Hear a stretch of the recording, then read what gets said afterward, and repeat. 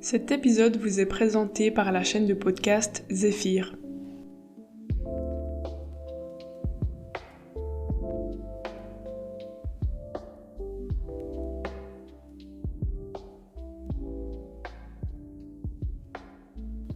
Bonjour et bienvenue à toutes et à tous dans cet épisode 8 du podcast Zéphyr. Aujourd'hui, il s'agit d'un épisode méta, donc c'est-à-dire que nous aurons des réflexions métalittéraires et dans ce cas, sur l'acte d'écriture comme exercice de réflexion morale.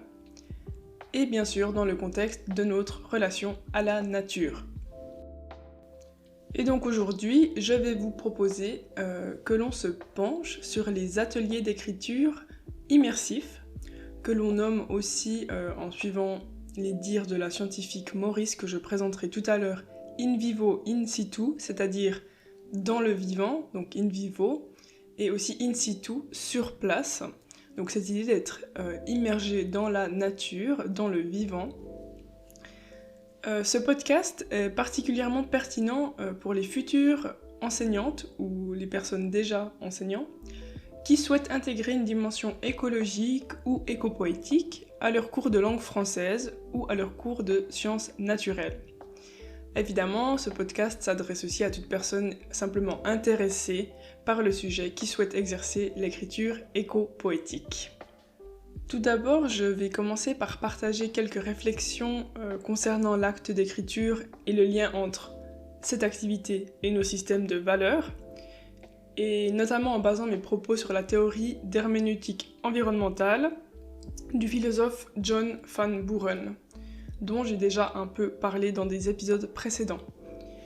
Ensuite, je vais aborder le besoin et les bienfaits de promouvoir des cursus scolaires mêlant étude du langage et observation du vivant, c'est-à-dire joindre à nouveau les sciences humaines et les sciences naturelles, ce qui ne se fait plus dans les cursus actuels, mais qui pourtant me semble primordial. Et là, je m'appuierai sur des théories de chercheuses en littérature environnementale, Morgane Leray et Magali Trito-Maurice. Je mettrai bien sûr tous les articles dans les notes. Et finalement, je vous proposerai une idée d'atelier d'écriture à réaliser seul, ou à plusieurs, ou avec vos élèves. Commençons par cette idée selon laquelle l'écriture est un exercice de réflexion. La rédaction d'un texte reflète la façon par laquelle chacune s'exprime. Car raconter le monde, c'est aussi traduire comment une personne ancre sa vie dans un milieu, valorise certaines relations plus que d'autres, par exemple.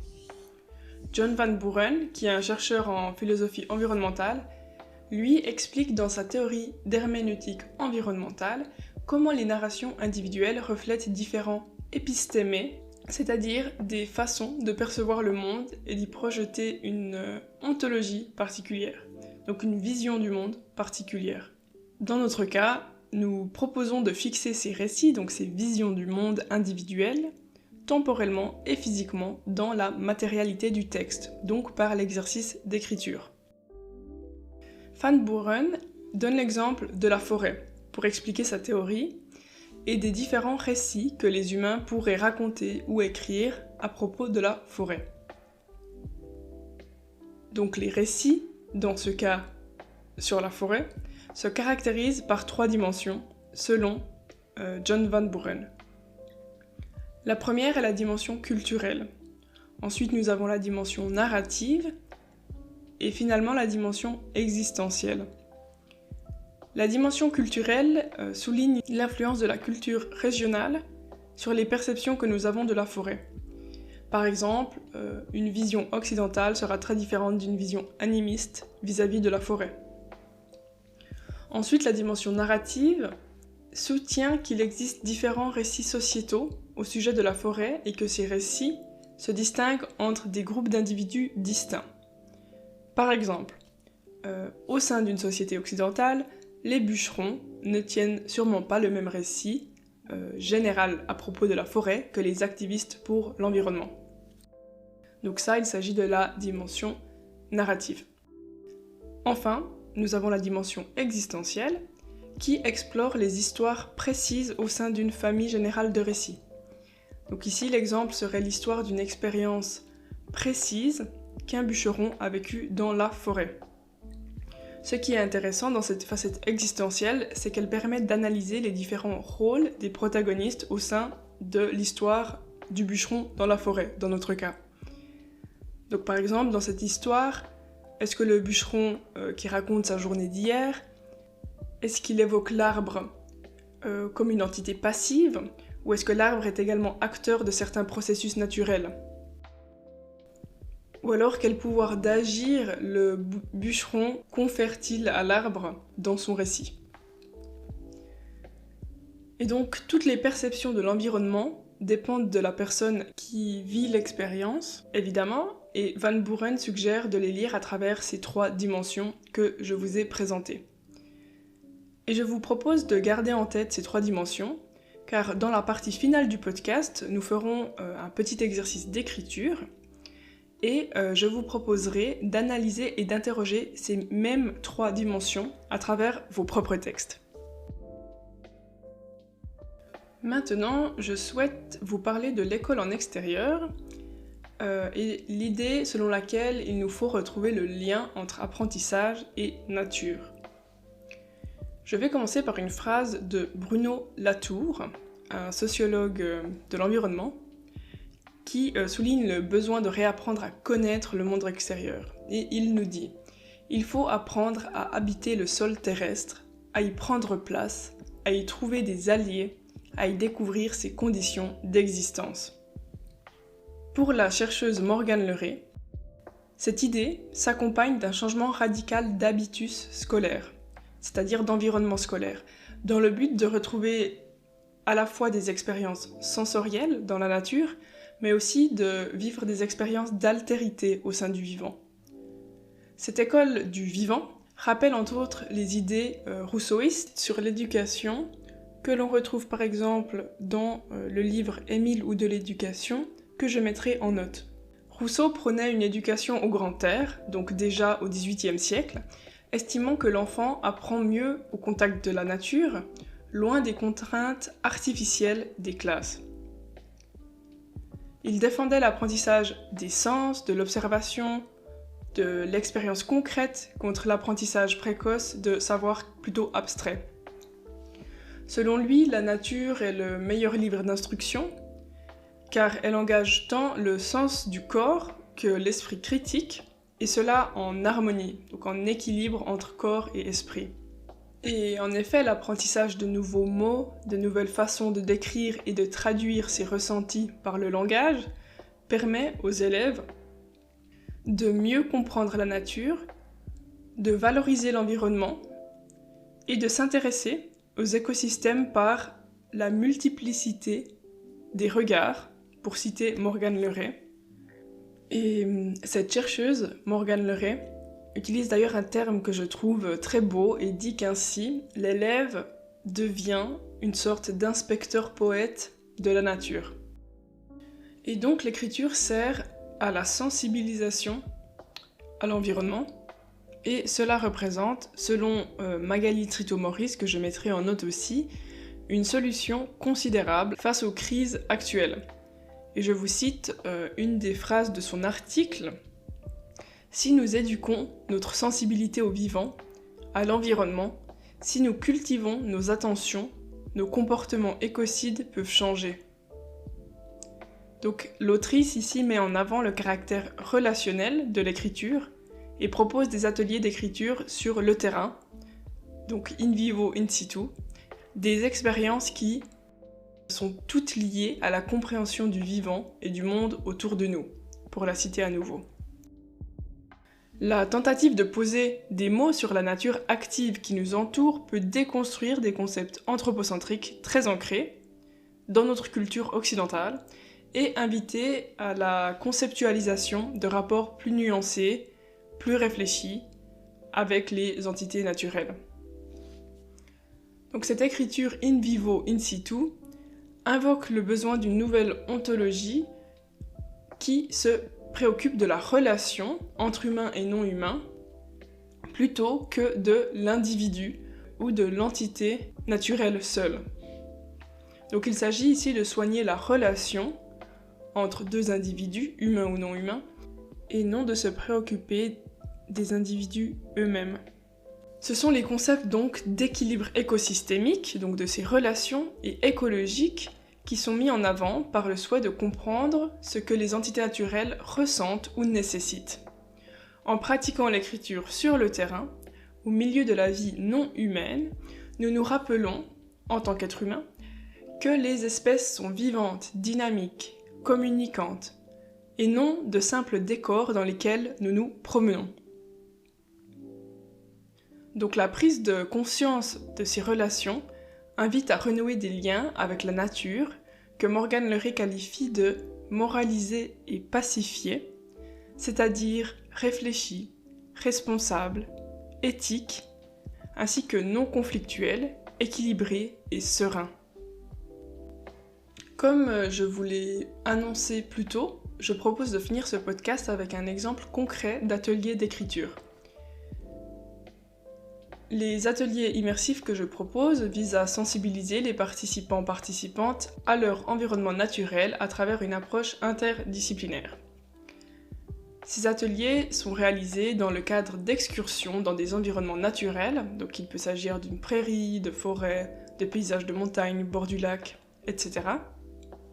Il peut aussi s'agir simplement d'une cour d'école qui présente des surfaces vertes et de la biodiversité, si vous n'avez pas la capacité d'aller plus loin avec vos élèves. Et ces lieux doivent en fait porter des valeurs écologiques et culturelles spécifiques qui peuvent être thématisées lors de ces sorties.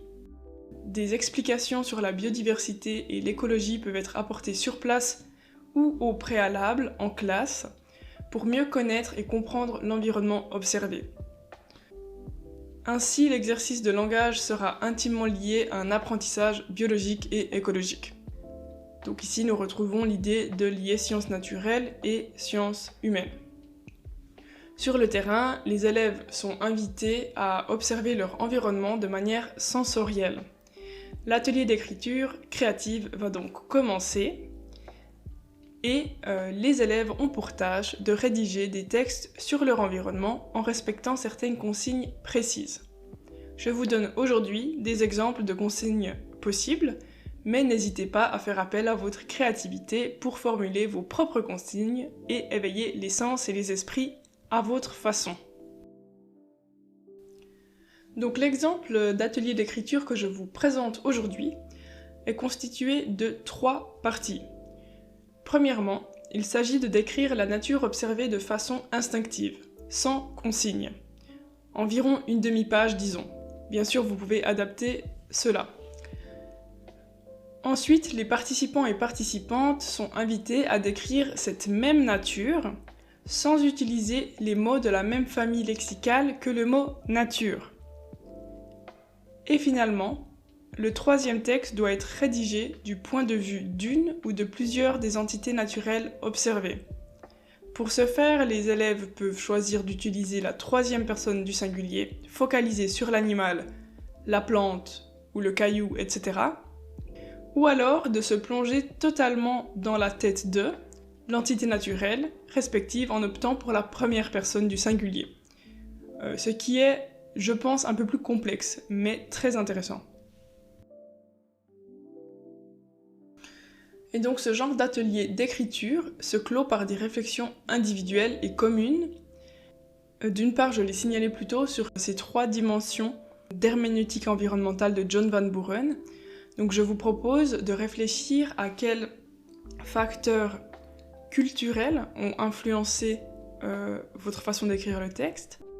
Ensuite, quels facteurs narratifs, donc c'est-à-dire plutôt cette idée de vision du monde spécifique à un groupe d'individus, ont influencé votre texte. Et finalement, quelle dimension existentielle est présente dans votre texte. Donc quel rôle donnez-vous à la nature dans votre texte? Quel rôle donnez-vous à l'être humain? Quels sont les protagonistes principaux? Est-ce que la nature fait partie des protagonistes principaux?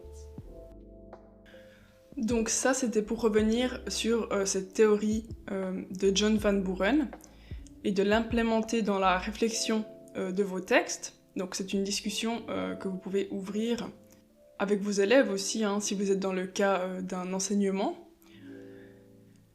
Et cela concerne le premier texte, car je pense qu'il est très intéressant de faire le point sur votre premier texte, qui est votre façon instinctive de décrire la nature, pour ensuite étudier vos relations au monde vivant et votre éthique consciente ou non du vivant.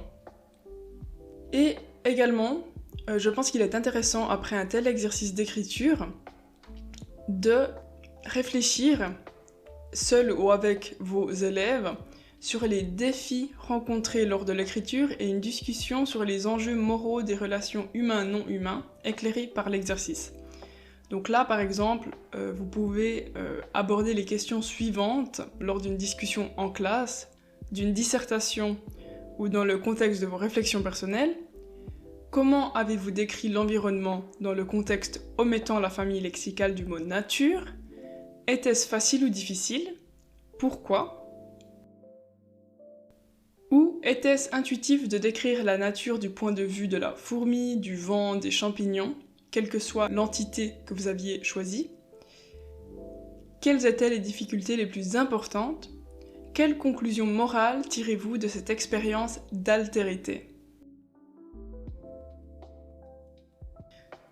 Donc voilà, nous arrivons à la fin de ce podcast. J'espère que cet épisode proposant des implications pratiques très concrètes vous a plu et vous a donné des idées.